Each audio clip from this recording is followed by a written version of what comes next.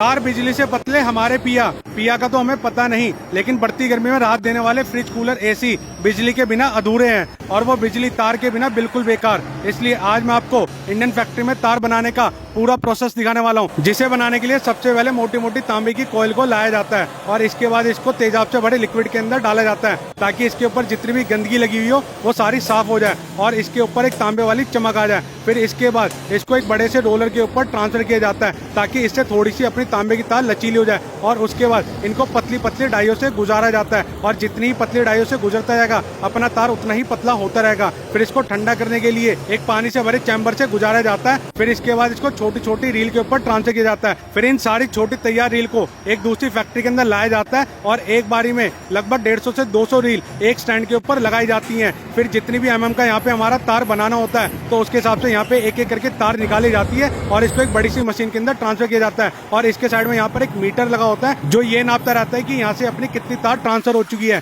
फिर इन सारी तार को एक बड़े से रोलर के ऊपर लपेटा जाता है और जब ना पूरा रोल बनकर तैयार हो जाता है फिर इसको यहाँ से निकाला जाता है। फिर इस मोटे से रोल को एक बड़े से स्टैंड पे ट्रांसफर किया जाता है जहाँ से अपना बिजली का तार बनाने का मेन प्रोसेस स्टार्ट होगा। तो भैया जी ने अपनी जितनी भी तैयार तार थी उसको एक सांचे से निकाल लिया और इस मशीन के अंदर फिट कर दिया। फिर इस मशीन को एक बड़े से नट की सहायता से अच्छी तरीके से टाइट कर दिया गया और यहाँ से अपना तार बाहर निकाल लिया गया। अब आपने देखा होगा कि अपने तांबे की जो तार होती है उसके ऊपर एक प्लास्टिक की लेयर चढ़ी होती है जिससे करंट किसी को भी पास ना हो सके और किसी को भी करंट ना लगे। उसके लिए प्लास्टिक के दाने लाए जाते हैं। फिर इसको एक मिक्सर मशीन के अंदर डाला जाता है और यहाँ पे इनको लगभग 15 से 20 मिनट तक गर्म किया जाता है। फिर अपना जितना भी प्लास्टिक का दाना जब गर्म हो जाता है इसको नीचे कंटेनर में निकाल लिया जाता है। फिर इस कंटेनर से एक बड़ी सी मशीन के अंदर सारे के प्लास्टिक दाने को एक मशीन में ट्रांसफर किया जाता है। भैया जी ने एक एक करके झामला उठाया और इसके ऊपर होपर में डालना स्टार्ट कर दिया। फिर यहाँ पे इस मशीन की सहायता से अपना प्लास्टिक का दाना आगे बढ़ता रहता है और पिघलता रहता है। फिर यहाँ पे जितना भी अपना वेस्ट मटेरियल होता है वो यहाँ से पहले बाहर निकाल लिया जाता है। अब यहाँ पे आप देख सकते हैं एक तरफ से रोलर से अपनी तांबे की तार आती रहेगी,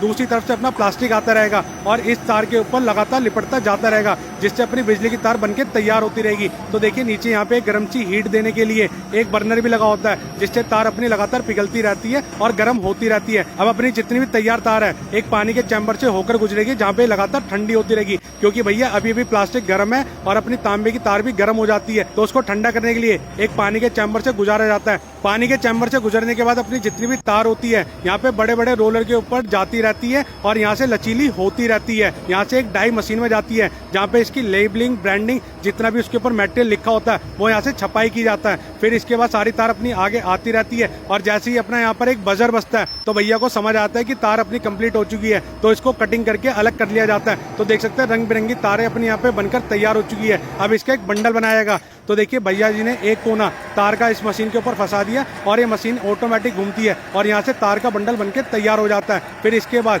ये तार इधर उधर बिखरे ना, इसको रस्सी की सहायता से अच्छी तरीके से बांध दिया जाता है और इस रस्सी के ऊपर भी कंपनी की ब्रांडिंग होती है और इसके बाद मेन बारी आती है इसको पैकिंग करने की और आपके आसपास तक भेजने की। तो देखिए भैया जी ने एक बढ़िया सा कार्टून का डब्बा लिया, इसके अंदर सारी तार को डाल दिया और अपनी तार का डब्बा बनके तैयार हो चुका है। तो भैया इस कंपनी का नाम है AP। अगर आप कोई भी वायर खरीदना चाहते हो तो इनसे कॉन्टैक्ट कर सकते हैं।